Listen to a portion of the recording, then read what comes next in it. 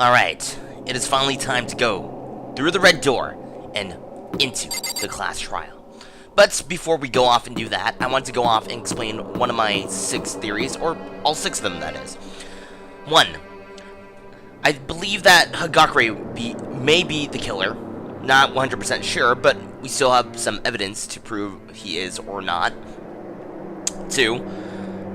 I believe it may have been a suicide. 3. I believe Asahina helped out in the suicide. 4. Asahina killed Ogami. 5.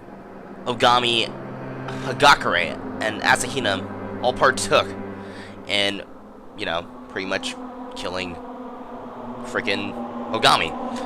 And I believe my other one, wait, it wasn't really like a death theory, but it was just a theory on why Ogami went off and called 3 people out to go off into the rec room. It was because she wanted to go off and get people and have 3 people notice a corpse discovery. So they would have this little, you know, little thing, and yeah, that would happen. And such things like that. But still, the only thing I can possibly believe is that it may be Asahina, or it could be Hagakure that may have been the murderer. Unless it wasn't even a murder, and maybe even a suicide. But let's go through the door and figure this out. This is going to be really fun. I know that for sure. Alright. Having heard Monokuma's summons, everyone slowly gathered in the foyer. And when we were all there, the super duper high school fighter, Lamo! A sealed room murder, Lamo! Why is he saying Lamo like that? I do not know. Nani? What are you doing? I just realized how awesome acronyms are. Doesn't matter how depressing something is, throw a Lamo in there and suddenly it's bright and happy. For example, we found a decomposing body at our picnic. Lamo. Okay, maybe, but still. That's just creepy, dude. Yeah. Then, what about the other way around? Doesn't matter how happy something is. Throw a FML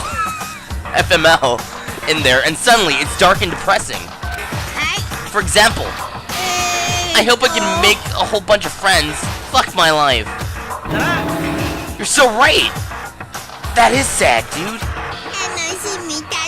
Please board the elevator at the back of the room, Lamo. I'll go on ahead and meet you there. Fuck my life. What was that all about? Beats the hell out of me, dude.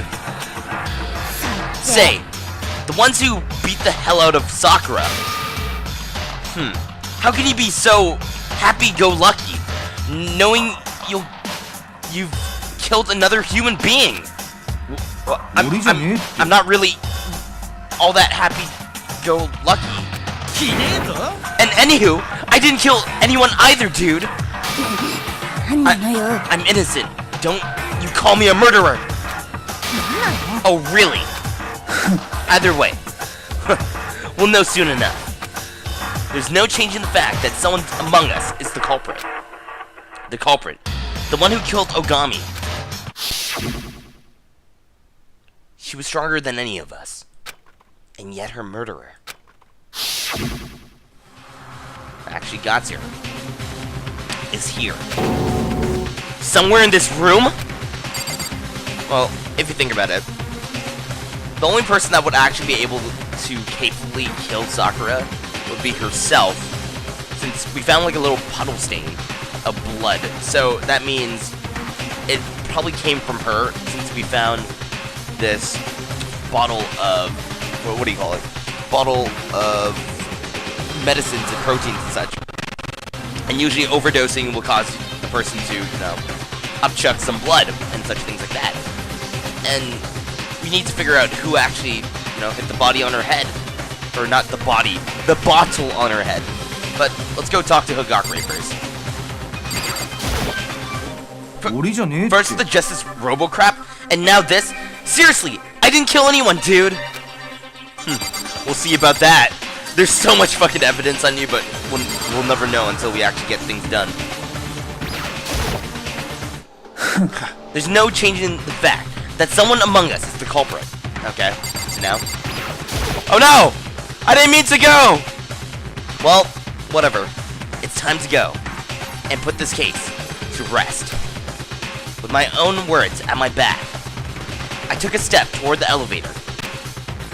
With each step forward, I felt like I was drifting further and further away from my goal. Like a creeping fear building up within, causing me to slowly rot away from the inside out. It was a feeling I would never grow accustomed to. No matter how many times I had to face it. In silence, the other members boarded the elevator. I really wanted to go off and talk to everyone else, but I accidentally made a mistake. And the door creaked shut. It began its descent. There's only 3 people vibrating this time. It sank, letting off a low, mechanical grumble. Deeper and deeper into the earth it drew. And, as it always did, with no sign or warning, it stopped. It came to a stop. The doors opened.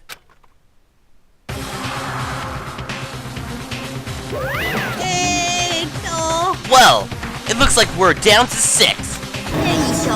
So few, so lonely, and I actually like the background of this one. This is a pyramid kind of thing. That's pretty neatos. What are you talking about?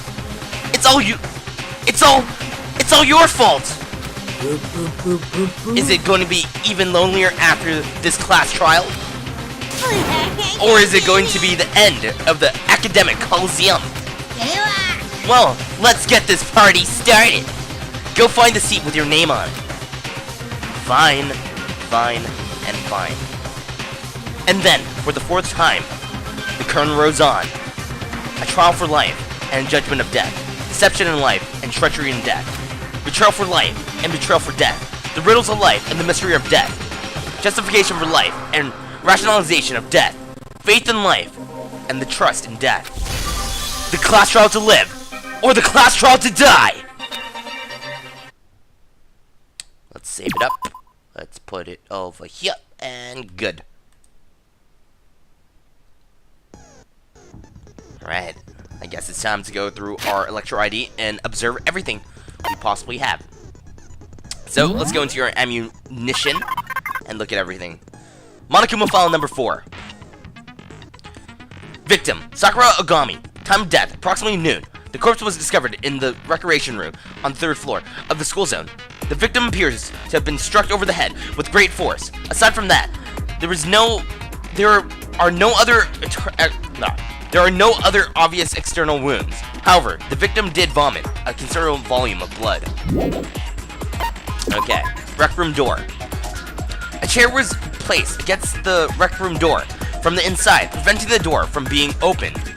It seems safe to conclude the culprit placed the chair there from the inside, creating the sealed room.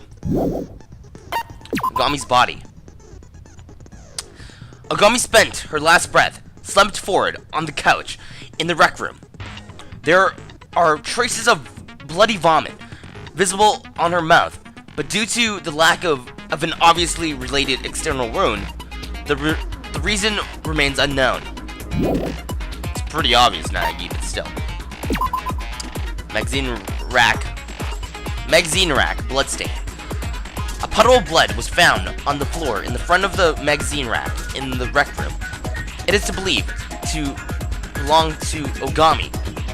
The reason blood was found so far from the corpse is still unknown. Red polka dot candy. After leaving the infirmary, Asuna gave Ogami some red polka dot wrapped candy. Asuna hoarded the box of candy for herself, so it would have been difficult for anyone else to acquire any. Shards of glass. Shards of glass were found shattered on the floor near the sofa in the rec room. as both the neck and bottom of the bottle were found. Alongside them, the shards, probably used to be part of a single glass bottle. Okay, the Monokuma figurine. A figure small enough to fit the palm of one's hand and shaped like Monokuma was found on the floor of the rec room. Monokuma bottles. There are several red bottles lined up atop the cabinet in the rec room. Each bottle has Monokuma figurine inside. Kirigiri claims that there is some pattern to the set of bottles. So I believe there may be 2 bottles that are missing and they could have been used, since one of the bottles, or on the little chain thing, or whatever you want to call it, the balance beam, I don't know what it's called, but the weight balance was farly different from one another, so it's safe to assume that they use more than one freaking bottle to go up against, you know, Ogami. Empty protein container. An empty protein container was found on the floor near the rec room door. The label on the container says ChemLab A2. Glass fragments from when the door's window was broken were not found, not only around the container, but beneath it as well. Handprints. Fresh handprints were found in the dust on the inside of the locker room door in the rec room. However, since the locker was seen open prior to the unsealing of the room, it isn't possible for the culprit to have been hiding inside. Asahina's testimony, Togami's testimony, Fukuwa's testimony. Holy shit, we have so much evidence this time. Jeez. Ogami invited Fukuwa, Togami, and Kagakure to meet with her in the rec room just prior to noon. The invitation came in the form of notes left by Ogami at each of their rooms. Cool. Togami admits to have gotten Ogami's note, but he denies having gone to speak with her. He claims to have not had any contact with Ogami at all today. Fukuwa's testimony. Fukuwa admits to have gotten Ogami's note, but she denies having gone to speak with her. Hagakure's trash. While speaking with Naegi about the case, a small sheet of red polka dot paper fell out of Hagakure's pocket. Ogami's shoe. That's either vomit or it's really, really nasty powder. Yellow powder was found atop Ogami's shoes. Kirigiri's testimony. Ogami doesn't have just 1 wound on her head, but 2. So see, the theory of 2 bottles getting hit on the head, it's possible. Additionally, both of Ogami's hands were perfectly clean. Not even a drop of blood on her fingertips, so there's most likely a thing where, now, they didn't write it on the book themselves, but fuck it, who knows. Bottle experiment. 2 unbroken Monokuma bottles weigh roughly the same. However, the fragments on the floor were found to weigh more than a bottle. So there was 2 bottles, possibly. One of the magazines in the rec room, magazine rack, was found placed upside down. Inside, the word Fukuwa was found written in blood. It seems to have been written with someone's finger. I like how the Japanese spelling's still there and they blurred it out. Oh well, still works, I guess. Chemical cabinets. Okay, we only have 3 more. The chemical cabinet in the chem lab is divided into 3 sections: A, B, and C. Nutrients, reagents, and poisons. A poison bottle labeled C was found inside the cabinet A. Spilled powder. The yellow powder spilled in front of the chemical cabinet in the chem lab seems to have come from the bottle labeled C, found on the floor. Based on Togami's testimony, the powder was likely spilled around the time of the murder. Footprints. Someone's footprints were found, left in the powder spilled in the chem lab, which is most likely Ogami, since, you know, she had feet that were filled with powder. As the footprints were left in the front of the far left cabinet, it is assumed whoever made them only had business in that specific cabinet. Okay. Well, I guess that's it for that. Let's go into our skills and see if we have anything new. I think I got something from Fukuwa, maybe. Vocabulary. Increases the number of bullets you hold. Nice. Anything else? Nope. That is all I can get. Well, let's do this. Let us fucking do this. Finish preparations. Court is now in session!